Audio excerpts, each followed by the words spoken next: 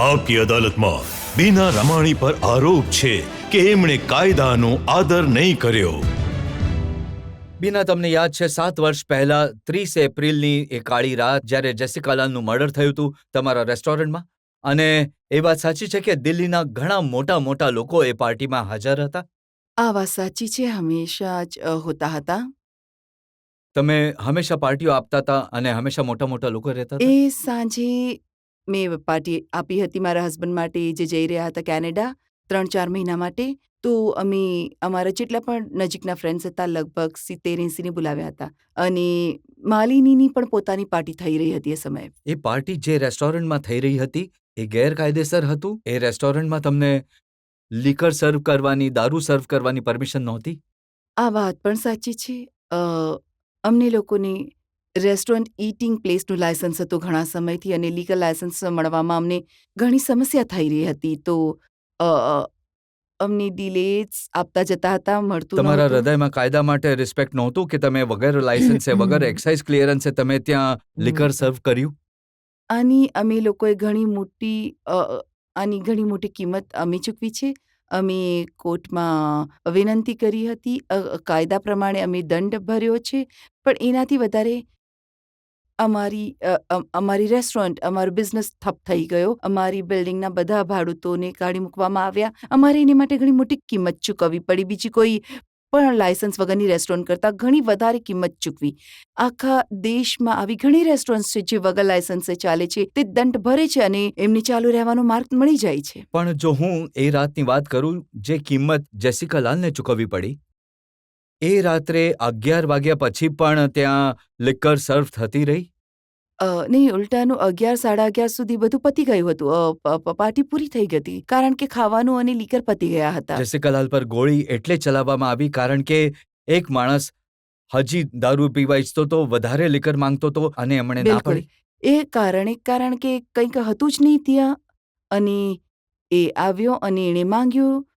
વારંવાર એણે લીકરની માંગણી કરી અને મારી દીકરીએ કહ્યું, સોરી, કંઈ નથી, એ પતી ગયું છે, ખતમ થઈ ગયું છે. અમારે જ્યુડિશિયરીને માન આપવું જોઈએ. અને જેથી હું એના વિશે પબ્લિકમાં વધારે નહીં કહી શકું, પણ તમે જે પણ વાંચ્યું છે એ વિશે બધું સાચું છે કે એણે ડ્રિંક માટે પૂછ્યું અને એને ડ્રિંકની ના પાડવામાં આવી હતી. બીના, તમે જણાવી શકો કે એ કાળી રાત્રે જ્યારે જેસિકાનું મર્ડર થયું, શું થયું હતું? લગભગ 1:45 કે 2 વાગ્યા હતા.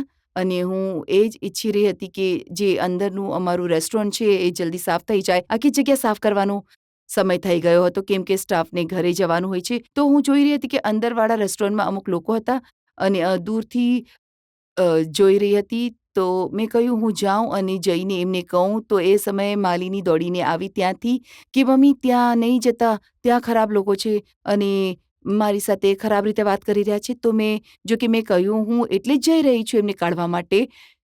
તો એ તો બહાર જતી રહી. જ્યાં સુધી હું અંદર પહોંચી, સ્ટેપ્સ સુધી જ પહોંચી, તો મેં એક અવાજ સાંભળ્યો શોટનો. મને લાગ્યું કંઈક બલૂન પોપ થયું છે. બલૂન્સ વગેરે લાગેલા હતા. તો પછી હજુ એક સ્ટેપ થયું, ફરી એક શોટ મેં સાંભળ્યો. ગન શોટ્સ તમે સાંભળ્યા? ગન શોટ હતા. જી. તો એ સમયે મેં જોયું કે જેસિકા ત્યાં ઊભી હતી. એ લોકોમાં એ પડી ગઈ અને બસ 1-2 સેકન્ડ પછી એ લોકો જે ઊભા હતા એ નીકળવા જવા લાગ્યા અને સાઈડથી આમ સ્વિંગ દરવાજો હતો જેની પાછળ કાઉન્ટર હતું, બાર કાઉન્ટર. અને એ સ્વિંગ દરવાજો ખોલ્યો અને ત્યાંથી નીકળ્યો આ છોકરો જેનું ત્યારે હું નામ નહોતી જાણતી, જેનું નામ હવે મનુ શર્મા છે અને મારો ઇલેક્ટ્રિશિયન હતો. અને એ ઇલેક્ટ્રિશિયન કહેવા લાગ્યો, આણે શૂટ કર્યું. અને ત્યાંથી પણ બહારના છોકરાઓ પણ હતા. એને શાયન્સ મુનશીએ કહ્યું, આણે શૂટ કર્યું છે. મેં શાયનને જલ્દી કહ્યું, ભાગ, પોલીસને બોલાવો અને બધાને કહો કે પોતાના સેલફોનથી બોલાવવાનું શરૂ કરી દે. એ છોકરો વ્હાઇટ ટી શર્ટ અને બ્લુ જીન્સમાં હતો. અને બાકી બધા આમ નીકળતા ગયા અને મારી પાછળ હતો ડોર. તો હું આ તરફ જઈ રહી હતી. એ જેમ જેમ નીકળવાની કોશિશ કરી રહ્યો હતો, હું એના રસ્તામાં આવી રહી હતી. અહીંયા જાય, ત્યાં જાય. તમે એને હું એને રોકવાની કોશિશ કરી રહી હતી. એ પણ વિચારી રહી છું કે કદાચ કોઈ આવીને જલ્દીથી બીજું કોઈ એને પકડી લે અને હું કહું કે તે કેમ શૂટ કર્યું? તું, તારા ખિસ્સામાં ગન છે, લાવ, તારું નામ શું છે? એણે કહ્યું, મેં નથી કર્યું. મેં કહ્યું, એ બધા કહી રહ્યા છે તારી તરફ ઇશારો કરીને, આણે કર્યું. એ કહે છે મેં નથી કર્યું. અને પછી થોડી વાર પછી એણે મને આમ ધક્કો માર્યો અને ભાગ્યો. તો હું પણ એની પાછળ દોડી દોડતા દોડતા હું બૂમ પાડી રહી હતી, જલ્દીમાં જલ્દી જેની પાસે સેલ ફોન છે ફોન કરતા જો, એમ્બ્યુલન્સ, હોસ્પિટલ. એમને હું એ પણ બોલતી રહી કે સીતારામ ભરત નજીક છે, જસલોક નજીક છે, બત્રા નજીક છે, એ ત્રણેયને કરતા જાઓ. હું ગઈ, એમની પાછળ ભાગી અને ગેટ સુધી બહાર પહોંચી. લગભગ 80-90 મીટર દૂર ત્યાં મેઇન ગેટ પર મારા હસબન્ડ ઊભા હતા. તો મેં કહ્યું કે આ છે છોકરો જેણે જેસિકાને શૂટ કરી, જલ્દી આમની પાછળ જાઓ, જુઓ ક્યાં ભાગી રહ્યા છે, ગાડીનો નંબર લઈ લો. પછી મને પાછળથી ખબર પડી કે મારા હસબન્ડ એમની પાછળ ગયા, 2 કિલોમીટર દોડ્યા અને પોલીસ સ્ટેશનમાં પણ પહોંચી ગયા એ સમયે, અને એ રસ્તામાં ગાયબ થઈ ગયો. હું જ્યાં સુધી પાછી આવી તો બે છોકરાઓ મારા વેટર્સે જેસિકાને ઉચકીને ટેબલ ક્લોથમાં રેપ કરીને બહાર લાવી રહ્યા હતા. અને એ સમયે મને રોહિત બાલના ફોન પર કહ્યું કે જસલોકથી કોન્ટેક્ટ થઈ ગયો છે અને ત્યાં ડૉક્ટર આલોક ચોપડા છે. તો મેં ઝડપથી એની પાસેથી ફોન લઈને કહ્યું કે જલ્દી તમારું સ્ટ્રેચર બહાર રાખજો, સ્ટ્રીટ પર 10-15 મિનિટમાં પહોંચી બીના, એક જઈશું. મોટી વાત એ છે કે 139 વિટનેસીસ હતા, એમાં એ લોકો પણ હતા જેમણે તમને એ કહ્યું કે આ જ લોકો છે. તમે શૈન મુનશીનું નામ લીધું, તમે એક ત્યાં રેસ્ટોરન્ટમાં કામ કરે છે એનું નામ લીધું, પણ આ બધા લોકો જો અદાલતમાં જુબાની આપી દેત તો કદાચ જે એક્યુઝ છે એ પકડાઈ જાત, જરૂર, એને સજા થઈ જાત. જરૂર. અને એમની જો સારી વિટનેસીસને સારી રક્ષા મળતી, પ્રોટેક્શન મળતું, સારું પ્રેમથી કોન્ફિડન્સ અને પ્રોટેક્શન મળતું, તો જરૂર અમારી સાથે હોત. હું તમને એ નિવેદન બતાવવા ઈચ્છું છું જે ડીપી યાદવે ગયા અઠવાડિયે આપકી અદાલતમાં આ જગ્યાએ તમે બેઠા છો, અચ્છા. એમણે બેસીને શું કહ્યું હતું તમારા વિશે? પોલીસ વાળા રાતના અંધારામાં 1:30 વાગે તમે- જો તમે- એક મોડેલ ખુલ્લા શરીરે દારૂ પીરસી રહી હતી, ત્યાં બેઠેલા કેટલા પોલીસ અધિકારી હાજર હતા? શું આપણા સમાજની આ જ માન્યતા છે? બિના, તમે સાંભળ્યું એમણે શું હવે કહ્યું? મને હસવું બીજું આવી શું રહ્યું કહ્યું છે એ પણ સાંભળી તમે લઈએ. પહેલા. તમે કહો જે છો કે લોકો દારૂ રેસ્ટોરન્ટમાં પીરસી રહી રાત્રે 1:30 વાગે દારૂ પીવડાવી રહ્યા હતા, જેમનું રેસ્ટોરન્ટ હતું, એમની માલકીન અને માલિકને અભિયુક્ત કેમ નથી બનાવવામાં આવ્યા? કેમ એમને નથી પૂછવામાં હતી. એ આવતું? છોકરી ત્યાં કંઈ પણ કરી રહી હતી. માલિની એની હત્યા રમાણીએ કરવાનો અધિકાર બીના કોણે આપ્યો? રમાણીએ સ્ટેટમેન્ટ આપ્યું. મનુ શર્મા સામે ઊભો હતો. He is not that person. Malini Ramani જે એ રેસ્ટોરન્ટની માલિક છે. ડીપી યાદવે ખુલ્લેઆમ આરોપ લગાવ્યો બધા લોકોની સામે. એ કહ્યું કે કઈ રીતે ત્યાં દારૂ પીરસવામાં આવી રહી હતી. એમણે એવા શબ્દોનો ઉપયોગ કર્યો જેસિકા લાલના વિશે, અને એમણે કહ્યું કે તમારી પાસે આ વિશે સફાઈ માંગવામાં આવે. આ બિલકુલ ખોટી વાત કહી રહ્યા છે. એ ત્યાં ન હતા. એમના જેવા લોકો અમારા જેવી જગ્યાઓ પર આવતા નથી. અમારી જે રેસ્ટોરન્ટ હતી એ દિલ્હીમાં, ભારતમાં એ સૌથી રિસ્પેક્ટેબલ પ્લેસ છે.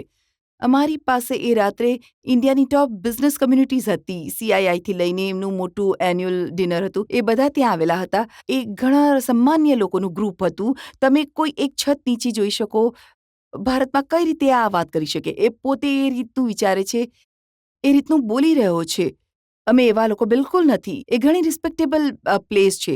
દરેક માણસ જે એ જેમણે જગ્યાએ આવ્યા હતા, જેસિકા લાલ વિશે કહ્યું. હું શોક્ડ છું. મને શરમ આવે છે એમને આ વાત કરી. એ ઘણી રિસ્પેક્ટેબલ છોકરી હતી અને એ કઈ રીતે આ રીતે વાત કરી શકે છે કે એ જેણે 7 વર્ષ પહેલા જીવ ગુમાવ્યો છે. અમે બધા દુઃખી હતા. અમારું જીવન ન્યાય મેળવવા માટે ખર્ચી રહ્યા છે અને એ કઈ રીતે આવી ખરાબ ભાષા બોલી શકે છે? મને એ બધું, આઈ એમ સોરી, એ અમારી we are people of integrity. મને આ પ્રકારની ભાષાને સાંભળવી ઘણી મુશ્કેલ લાગે બીના, છે. એ સાચું નથી કે તમે એક રેસ્ટોરન્ટ ચલાવી રહ્યા હતા જેમાં તમારું લિકર લાયસન્સ નહોતું, કાયદા તમે તોડ્યા હતા, જે રીતની પાર્ટીઓ ત્યાં થતી હતી, તો લોકોનું નારાજ થવું વાજબી જ છે ને? નહીં, જુઓ, અમે એની જે પેનલ્ટી જે આપવાની હતી, પેનલ્ટી આપી દીધી.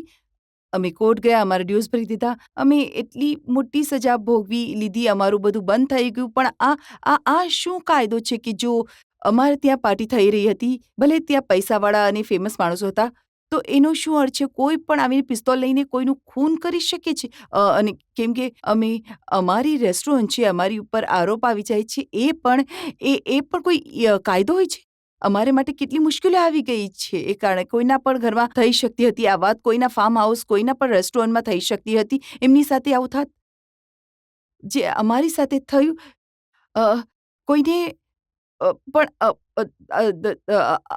આપણા ઇન્ડિયામાં આજકાલ કેટલી જગ્યાઓ પર રિચ અને ફેમસની પાર્ટીઓ થાય છે. એ જ આગળ વધી રહ્યા છે. એનો મતલબ કોઈ પણ આવીને ગન લઈને શૂટ કરી શકે સેલિબ્રિટીને, અને એ ઘરવાળા ઉપર આરોપ આવી જશે.